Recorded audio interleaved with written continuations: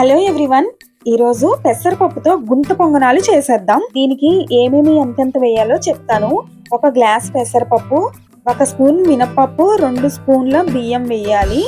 ఒక 4 అవర్స్ నానబెడితే సరిపోతుంది.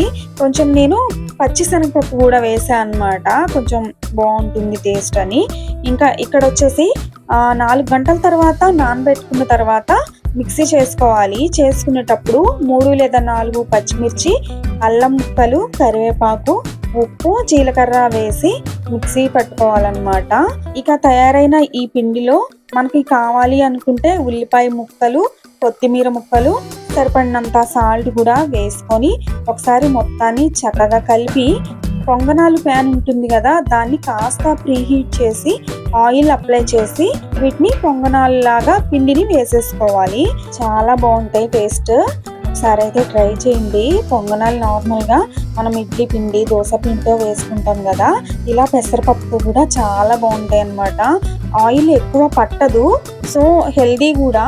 మనకి కావాలి అంటే లైట్గా ఆయిల్ అప్లై చేసేసుకొని వేసుకోవచ్చు.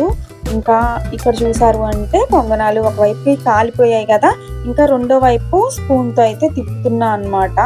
మూత పెట్టుకొని ఒక 10 to 15 మినిట్స్ సిమ్లో ఉడికించుకుంటే చాలు, రెడీ అయిపోతాయి. లోపల చక్కగా ఈవెన్గా కూడా కుక్ అవుతుంది. సో ఇక పొంగనాలు అయితే గోల్డెన్ కలర్ వచ్చే వరకు ఉడికించుకున్నాము.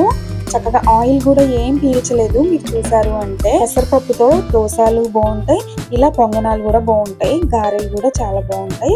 ఇలా అయితే ట్రై చేసి చూడండి. గారెలు ఎక్కువ నూనె పీల్చేస్తూ ఉంటాయి, బట్ ఇవి లెస్ ఆయిల్ అన్నమాట, చాలా తక్కువ ఆయిల్తో లైట్గా ఉంటుంది.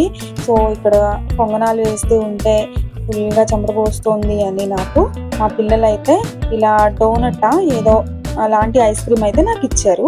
సో దాన్ని అయితే టేస్ట్ చేస్తున్నాను అనమాట. చాలా బాగుంది, అచ్చం డోనట్ లాగానే ఉంది చూడడానికి. సో ఇక్కడ వచ్చేసి గుంత పొంగనాలు అయితే రెడీ అయిపోయాయి. దానికి కాంబినేషన్ పల్లీ చట్నీ అయితే ప్రిపేర్ చేశాను అనమాట. చాలా చాలా బాగుంటుంది ఈ చట్నీతో. లేదు అంటే అల్లం చట్నీ అయినా ప్రిపేర్ చేసుకోవచ్చు, టమాటా చట్నీ అయినా చేసుకోవచ్చు. చట్నీతో ట్రై చేశాను, చాలా అంటే చాలా బాగుంది టేస్ట్ వచ్చేసి. పెసరపప్పు గుంత పొంగనాలు చాలా బాగా కుదిరాయి. ఈ రెసిపీ మీకు నచ్చినట్లయితే ప్లీజ్ నా వీడియోకి ఒక లైక్ చేయండి, షేర్ చేయండి, కామెంట్ చేయండి అండ్ సబ్స్క్రైబ్ చేయడం మర్చిపోకండి. Thank you, bye bye.